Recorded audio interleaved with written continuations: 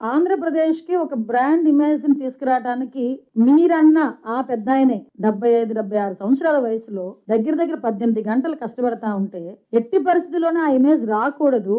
శాంతి భద్రత విఘాతం కలిగించేలాగా నోటికొచ్చినట్టు మాట్లాడతామని చెప్పి చీకట్లో కన్ను కొడతారు. మళ్ళీ పైగా చీకట్లో ఎందుకు చంపుతాం, బయటే చంపమని చెప్తాం. అంటే ఈ టైప్ ఆఫ్ వర్డ్స్ ఉపయోగిస్తున్నారంటే నేను చాలా సందర్భాల్లో చెప్తానండి. మనం పొలిటికల్ లీడర్స్, మాజీ మంత్రి ఆ వ్యక్తి. ఒకానొక సందర్భంలో మీరు అడ్మినిస్ట్రేషన్ లో అసెంబ్లీలో కూర్చొని అధ్యక్ష అన్నవాళ్ళు. అటువంటి వ్యక్తి మీకు మీరు ఎంత ఇదైనా మీకంటూ ఒక అభిమానించే వాళ్ళు కొంతమంది ఉంటారు.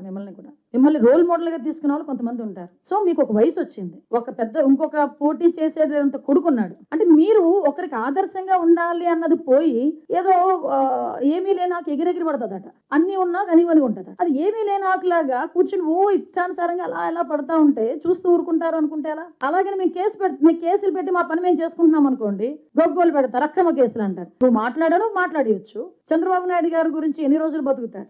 నాకు అర్థం కాంది.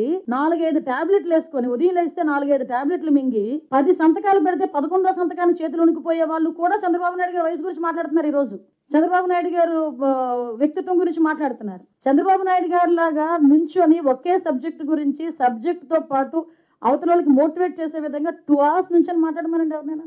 ఒక వ్యక్తి గురించి మాట్లాడేటప్పుడు 15 సంవత్సరాలు ముఖ్యమంత్రిగా చేసిన వ్యక్తి గురించి మాట్లాడేటప్పుడు అతని వయసు గురించి మరి ఎవడి తలరాత రాస్తే ఎక్కడ? నేను అంటే 60 సంవత్సరాల వయసులో రాజశేఖర రెడ్డి గారు చనిపోతారని ఎవరైనా అనుకున్నారా?